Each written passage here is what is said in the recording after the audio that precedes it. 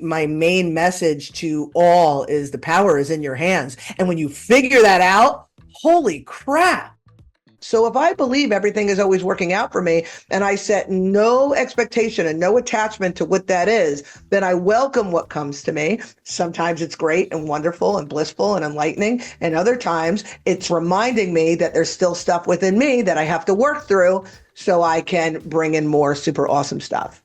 If somebody is sitting in a classroom or in a training room and the teacher is not asking questions, it's not asking somebody to share, to give information back to you. If I'm giving you information and I explain something in a couple of minutes, I'm not moving on until I have communicated with you and you've communicated back, and we all know that you're picking up what I'm putting down. Otherwise, there's no point in moving forward because you're building a house, back to the house analogy, on a faulty foundation. Shit's falling down. Anybody right now who is feeling discontent in their lives, doesn't matter what it is. It could be as simple as I'm cold. It could be as complex as how do I get out of this relationship, right? But anybody who's feeling discontentment in the moment, because the only moment you have is right now, is to ask yourself, what can I do in this moment? When messages are coming to us, they usually come like with a tickle of a feather. Like, hey, maybe we should do this now. Or then there's like the tap on the shoulder, and then it turns into a smack on the side of the head, and then it turns into a punch in the arm. And then the universe winds up, and this is quoted in the book, gives you a good old-fashioned twat punch to ensure that you know that it's time to make a change. It's not outside of us. If we could find joy, peace, and freedom, or whatever it is you want. I want joy, peace, and freedom. I assume everybody wants what I want. Yeah. But if I, in this moment, can figure out how to have that be that in this moment, then nothing else matters. And you feel those nudges, and you feel powerful, and you're so connected to, again, fill in the blank, what you want to call it, the universe and God or whatever. You're so connected because it flows through you. It's not outside of you, And when you start to see these adults that were supposed to love you unconditionally and protect you as humans, as opposed to, the end all and the be all, that's when you have to start looking at yourself and going, okay, what have I picked up here along the way? And what kind of cooties do I have to peel off? And what type of person do I want myself to be? Do I have respect for myself? Because 100%. until you realize that you have to start respecting yourself, then you can't respect anyone else. Until you love yourself. Oh, I love this guy. You can't love anyone else, right? We live in fear. And again, I always refer to fear like it doesn't always have to be the extreme. I don't have to be hiding behind my couch. Fear could be, I don't say what's on my mind because I don't want to hurt somebody's feelings. It could be that benign or that simple, right? So when we don't allow ourselves to have experiences for fear that, fill in the blank, then we don't gain that wisdom. My blanket advice for somebody who's way, way, way back here that's stuck is it starts with you believing you can get out. And then everything else will reveal itself to you. Apart from your mom and dad, even though you're here, but you when you needed to be you, because you mentioned that you came out of high school and then you went to college. But how old were you when you said, I need to be me? 40? People talk about, awakening and evolution, and the dark night of the soul, right? Yes. And I feel like with that whole dark night of the soul, if we just get rid of that terminology and say sometimes when things get bad enough, that's when you decide to change them. But until you understand that you have the ability to change it, they don't change. I was dubbed, again, in the last school that I worked in for 16 years, Dana's tough love. I'm like, it's such a strong, a way to be dubbed. The reality is, if we're not willing to really look at ourselves and face the truth, then nothing gets better. Be aware of what your gifts are. Be aware of what you're unconsciously stifling to make others comfortable. Be aware of that. Because if you're stifling something, it's likely the best version of yourself. And when you bring that into alignment and when you nurture that, then, like you said, the road will open up. It'll be like a pull. You will not be able to avoid it. I could not be doing what I'm doing. There's no way. Otherwise, I would wither away and die. When we address whatever it is our irrational belief systems are, when we address the source of them, when we realize that they're nothing but irrational, then recognize the patterns, we will then delete the patterns based on addressing that our belief was irrational. Breaking the cycle for my children. Absolutely. My children, and I joke, I'm like, listen, they'll have their own things to, talk to the therapist about, with me as the mother. But I consciously was aware of how I wanted them to feel. Yeah. I wanted them to be safe and secure and grounded and whole and happy and love and creative and all that. What do I have to do to make sure? Well, I have to break these cycles of abuse and neglect in order for them to have that. That's how we make the world a better place. We fix ourselves. We affect our immediate sphere of influence, and they tell two friends, and so on, like that Breck commercial from the 80s. That's how it works. There's action. People also talk about, like attracts like, or the law of attraction. You have to feel love to be loved, but there's another step to that. You have to do things in your own life. It's action to create that feeling of love. Can I give you just an example? Because absolutely. No, absolutely. That's why you're here. I want you here. I want you talking. Dad. Oh my God. You're like the the man of my dreams. Yes. Just talk to me, Dana. Just keep talking. Okay. Now, how do you define wellness, though? Because a lot of people have different definitions. So it really depends on, what stage of my life you ask me. If you would have asked me 10 years ago, I would have been like, I run, 5 miles a day with 2 kids and a jogging stroller. And look how great I am. That's what I would have said. And I'm not saying physical wellness isn't important, but all of it. There is the physical wellness, the emotional wellness, spiritual wellness, energetic wellness, all of it. But in my opinion, first and foremost, nobody could tell me otherwise. It begins right here. It's in our thinking. It's amazing how people kind of come alive just by getting them engaged and getting them to see how it relates to them. 100%, because that's all anybody wants to know is how it relates to them. That's really what it comes down to. So when you sit in these trainings, or when a student is sitting in a classroom, it's, this is meaningless to me.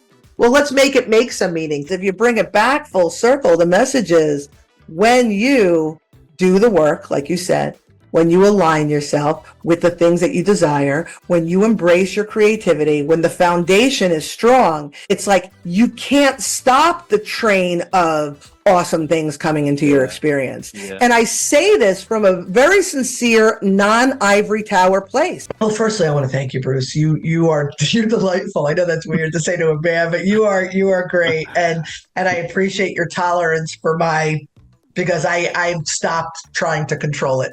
I love your energy. Trying to oh my God, tone it down. No, I'm over 50. I don't tone it down anymore. So because I was, less balanced than I am now, I got into a lot of trouble. You know what I mean? Like telling the cop, no, I'm not leaving, things like that. And then winding up, Google me. You'll see my mugshot. I was 25. My hair was fantastic, though. I mean, it wasn't a proud moment, but the hair was awesome. Yeah. Anyway. It is not Ed Sheeran directly over her shoulder. We've already went over this before in the green room. But how do you guys get into it with your partner, Angela? And do you have pants on now? Like, what's going on with this going commando stuff? How does that work? Well, whether or not I'm wearing pants, that's what keeps the mystery alive. So I'm just going to leave that in your hands. What a articulate and grown up way to put it. I'm like, when your mouth sounds, when your energy is not aligned with what your mouth sounds, something's wrong. So yes, what you said for sure. The con is you don't want to embarrass anybody, make them uncomfortable. But the pro is you do it once. Now you got all their attention. But I think let's table that. That's just me being an insane person. But no, there's 2 of us in this conversation. Dana, thank you so much for coming to Threads of Enlightenment. Everyone, I'm going to be there. I think I'm going to do my best to be there. Get on it, kid! Andy, you're now committed. We're like engaged at this point. I know. We just spoke for an hour, 15 minutes. If you look at the bigger energetic picture, if you look at it in the microcosm, if I don't make changes, the momentum is going to require me to suffer more before I make the change. So if that's the case for me, it's got to be the case for the world. So here we are suffering like some Mickey Fickies, waiting, again, censoring myself for your audience, but waiting for change. Yeah. Because it's inevitable. True. But the reality is, did I say got married out of wedlock? I knew you meant pregnant. I knew you meant pregnant. You ever play something over in your head and you're like, wait, but she had a child out of wedlock, right? So when we recognize, here's the longest version of the answer to that question. You're welcome. Like you say yourself, once you see grandma's knickers, you'll never go back from that, right? Can't unsee grandma naked. I can't unsee grandma naked for sure. You can't see that. And it's the same with our awareness. It's the same with our wellness. It's the same with who we really are. And when we see ourselves as who we really are, we can't unsee that. Again, we all have our stories. The parents, the mother was neglectful, the father was abusive, they got divorced when I was young, I ran away when I was 14, I didn't have self-esteem, the list goes on.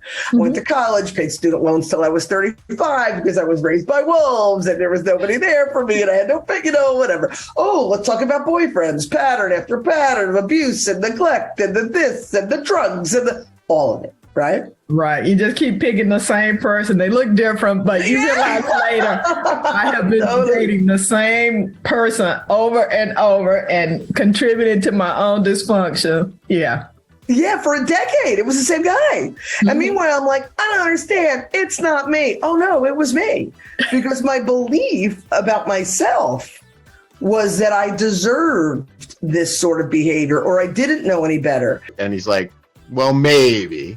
And then I got him on a show, and then it was just him talking and I talking heads. And then we evolved into what we got today. So I'm going to imagine you guys started somewhere. And how did you evolve? Well, firstly, I laugh when you say that he was like, no, I'm not going to do this. And then next thing you know, here you are, right? Yeah. The same thing happened with me and Angela as far as creating the business. So, again, we're going back a few years. She had this idea to create this online platform, this like virtual university.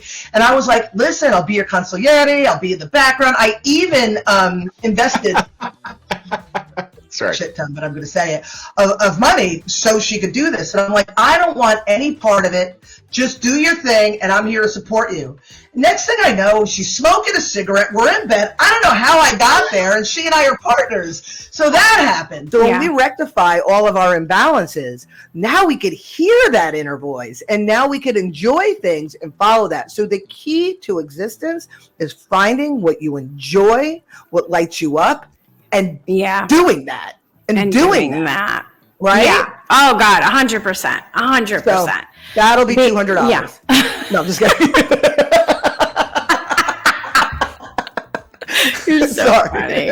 What a multi-faceted, multi-talented, intuitive author, owner of a publishing company. Without any further ado, I'm going to bring in Miss Dana Sardano. Dana, I have lit your profile up. How do you feel about that? It's so weird hearing it from somebody else's mouth, Just the other day, I had somebody, it doesn't matter, but it was about some sort of award, and they were interviewing me, and they were asking me all these questions, and I was hearing the things that I do out of my own mouth. And I was like, holy crap, when you do what you love, you're not even paying attention. And then when you go back and you look at it, you're like, wow, man. Getting stuff done around here. Getting stuff done. I work with. What are you doing? I got a hair in my face, and now I'm becoming like I'm in a Breck commercial. I'm sorry. Please, Glenn, go on. So let's go ahead and bring Dana out. Oh my gosh, she just wears me out. I mean, you, girl, I can't believe as many things have you done that you are sitting up straight, and you have color in your face, and you're smiling. I'm just very inspired just by everything that you have done and accomplished. Michelle, I got to tell you, in your whole intro, the little video that you did, and you read in my bio, I'm just going to be totally forthcoming. I'm literally holding back the tears, I'm embarrassed by this. I'm like, what is a salty discharge coming from my eyes? Words that I roll my eyes. And when you become aware, when you wake up, decoding the woo-woo. Oh wow, that's a good question. That's what we do. It just seems like they're going to get harder. That's what you do. I'm telling you, that's why I waited online to get here to speak to you guys. The questions get deeper and harder. I'm just saying. That's what you said. So, and I cannot believe you just asked me this question because it's the forward of decoding the woo-woo. I swear, I'm all chills up my back. Even in the fun parts, I'm all chills. That question didn't come from me. I just. Oh my God, I was just going to make the joke. I think I know who that is. When I see bad news in the news, when the news does show up in front of me, I try not to watch the news, but when I see it, I do a little my husband's like, what's wrong with you? I'm like, because the systems have to be raised to the ground before we could do anything to build anew. Every time we get wind that stuff is going south, it's good news for us because now we're here ready to bring in the light. We're here. You know, I'm glad you said that because I don't watch the news very often, but of course, some stories come across and I've never thought to look at it this way, but I will now. So I appreciate that. You're welcome. My focus is teaching people to look at themselves. If your life around you is dysfunctional, it's not your boss, it's not your spouse, it's not your neighbors, it's you. Yeah, and when you figure that out and you work that out, then all of a sudden your boss gets better or disappears, your spouse gets better or disappears. You know what I mean? And I think that's the push. It's getting people this accountability we all keep bringing up. Look at ourselves. Again, I don't want to get into the whole thing because we've been at this for a while, but if you look at your development through the chakras and you can see that 0 to 7, if you had something that made you feel unsafe, you go through your whole life insecure. If you're in the solar plexus years where you feel insecure, lack of confidence, you go through your whole life building on that, and everything around you is a result of that. Get it in those stages, and then again, everything is built on that foundation. Oh, by the way, this season, Going Commando with Angela and Dana, we're talking about the chakra system. We're starting from the rooter to the tutor. We're working our way up, and we're only in episode 2. Watch now. Oh, I don't know what to say to that. Yes, of course. I know what's like, it goes, and that has come up several times. It's so interesting how Spirit always loves that question. So that's awesome. So you do believe in the alien. Now, do you believe that they're among us, or do you feel like that it's coming? Oh, my or do they go to different, what am I trying to say, realms? Okay. I'm trying to make this succinct because I know you got an art class to go to. Here's what I think. Like you said, saying fuck off to fear. We have to. Yeah. Oh, white knuckle in, chins and all the whole thing. You don't go on a roller coaster because you're going to sit back with your hands behind. You go on a roller coaster because you want that exhilaration. But you don't know. You could be the one with the faulty screw that gets ejected. That's the fun of the ride. Oh my God. I love how you talk. I'm going to have a section in my library that's just going to be Dana Sardano and Angela DeMarco. That's what it's going to be, right? That's what it's going to be. So I freaking love you. You've got your books, and I freaking love you too. You got your books. You've got your artistic side. You've got Going Commando. You've got your podcast that goes out live. You've got your arterial TV that's getting there. But you've also got Phenom Publishing. Yeah. A unique Phenom collaboration. Tell me, how does all that kind of fit in, right, into who Dana Sardano is? Jesus Christ. Oh my God, it's so much. So you say it, I'm like, where do I find the time? But here is where I loved about you, where I really said, and it taught me things about myself this moment and right you're here. Not even like the whole. No, I'm not. This is what I said. Yeah. Is when I get the chills actually saying it because I love the fact that you did it because that's where I really said this. I love this fucking book. Is you went against the grain. Yeah. And you said, enough is enough. Yeah. I'm taking him to court. Yeah. And that changed everything for you, because that's when you put him to bed, basically. Yeah. Right? Oh my gosh, she has an art studio. She has one that people are learning about intuitiveness, about spirit art. And I love how you say that that art is very spiritual. Yeah. So I'm going to stop talking and let you talk now. So hopefully the tears are dry now. If you cry, it's okay. Oh my goodness, to be seen. We spend our lives seeing everybody, especially the more intuitive, we really try to understand and connect with people. And when here it goes. I call it Kennedy Space Center because I was there with friends and family once, and I got so emotional, I was sobbing. So now the term is, I'm all Kennedy Space Center. But but there's something so emotional about knowing that somebody just saw you and got you and connected with you. Thank you. First, we have Dana as an author. So not only books that's written, but books that two fabulous, amazing girls that I know, love, brilliant authors, must reads, all from Phenom Publishing. Okay, Dana. Dana is an artist. Oh my God. Art, amazing. Look at the colors. Look at the textures. Is she not phenomenal, people? Yes. Okay. And then, hold on. There's more. We have mini cards. Check this out. Gorgeous, beautiful, amazing. We have bigger cards. Soul Travelers, beautiful art on one side, and on the other, amazing channeled messages from our friend Anne-Marie. And hold on, there's more. You can adorn yourself. Dana, it's art. You can wear it. Look at this gorgeousness. Please, come on, everyone, please. And then we are going to come back to this one, but you can send Dana's beautiful message in the mail. Little side note. Come on, guys. When pigs fly, seriously. Dana's already in our tribe, always has been. And then the piece de resistance. Dana does commissioned artwork that she channels exclusively for you. I had little touches of it because I was an educator for a whole bunch of years.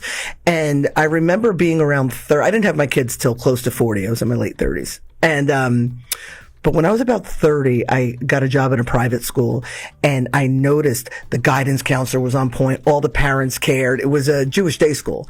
So there was just this whole value to education and to the children, and they mattered. And I was a part of this to create success for these children. And I was like, wait a minute. Where was my mother when? Where was my guidance counselor when? Where were my teachers? Oh, and I started to develop a little bit of resentment then. And that, just for the adults in my life who couldn't be the adult, I became the adult actually that I needed, I started cutting out the crap, cutting out the excess, ending toxic relationships little by little, not even just knowing they made me unhappy and they couldn't exist anymore. Sure. And the more I did that, the more opportunities that served me came my way. And I had an opportunity one Friday night to go with one of those painting with a twist classes. You know what I mean? Like you drink wine with a bunch of ladies and you paint a palm tree. I don't know if you ever heard anything like this, but I asked my husband if he wanted to go. This was in 2015, and he laughed at me and was like, no, I'm not hanging out with a bunch of women drinking wine. But he's like, I'll take you to Michael's. I'll buy you anything you want, and we'll go. And so we did that. We went home at the dining room table. I was like, I'm going to paint you an elephant. And that was January 2015. I painted him this elephant, and he was like, oh my God, I think you're good. I'm like, oh my God, I think so too. And something awoke inside of me, and I've been following my nudges and my creativity ever since. I just said yes to my creativity, and here we are. He was like, listen, you want to leave your job? He's like, that's fine. But the two of us independently and together, obviously, we're making six figures. Yeah. He's like, if you want to leave your job and I'm going to support the family myself, we have to sell this house. We have a beautiful little house by the beach in Fort Lauderdale. He's like, that fancy car that you drive? I drove a Mercedes at the time. That fancy car that you drive? He's like, you're going to have to drive a car that you could afford.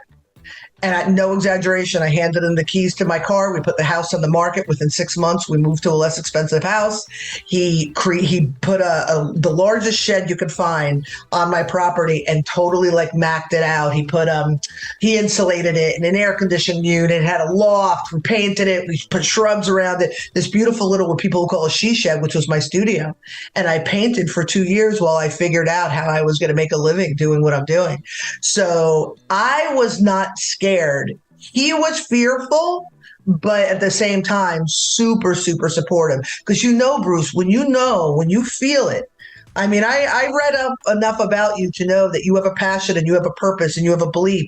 And there's nothing else you can do when you are invested in doing that. And that's kind of what it turned into for me. Right. Wow. That's a very cool story. I've always been very driven. Now I live like I'm all peace and freedom and that. But like I was very, very driven, and it would take like a tranquilizer dart to slow me down. So I get COVID, basically, brings me to a halt. And while I'm in bed, when I started to feel better, all the things that I would talk about, my guidance were like plopping into my head in these profound ways. So I would go into my phone and I would just kind of like jot down. I'm like, that's smart, and then I'd get another one. Oh, that's smart. And then when I was feeling better, I'm like, let me organize it. Let me just put in some kind of document because, I'll use it in the gallery when I'm doing whatever I'm doing. And then I was like, let me write a blurb. And then I was like, holy crap, I think I'm writing a book. And then I wrote Ted Rex. Well, there are 10 major lessons in the book, which you call recommendments. Yes. Do you want to share what that means to you? Why you call them, instead of the 10 commandments, the 10 recommendments? I make the joke that, because no one's telling you what to do. I'm recommending you do it because I think it's a good idea. But the reason I called it that is because there's no real story behind it other than there were 10. I thought it was catchy, and I'm a little irreverent. I think I'm funny. So there's nothing, no deep, no religious connotation. I just happen to, and I'm sure your audience is going, yes, Dana, you're very funny, but I think I'm funny. So that's kind of it. Well, funny aside, they're actually really profound. I've seen a couple videos of people like freaking out, right? Because they put all their eggs in this basket of hope and change and all the things that were going to happen, and believed that if this didn't happen, that the person in charge of the other stuff was just going to, whatever, World War III, the world's going to fall apart or whatever. And the way I think, I mean, you know how I think at this point, the way I think is, if anybody who's responding in such a visceral way, if we're able to allow something that is truly outside of us to affect our well-being, then we need to look at ourselves. And it made me realize how important this work that I do. Like, it's so important. And I work so hard and I create and I have this message, and I'm like frustrated because it falls in deaf ears a lot of the time. And I'm watching the world and I'm watching people, and I'm seeing the desperate need for people to understand how to align themselves and empower themselves in a way so these external things don't destroy them. If each of us felt empowered in our own microcosm, then A, we create the macrocosm of empowerment because we've all done it, but B, we don't get railed just because something appears outside of us that it's got this effect on us, because it doesn't. It doesn't.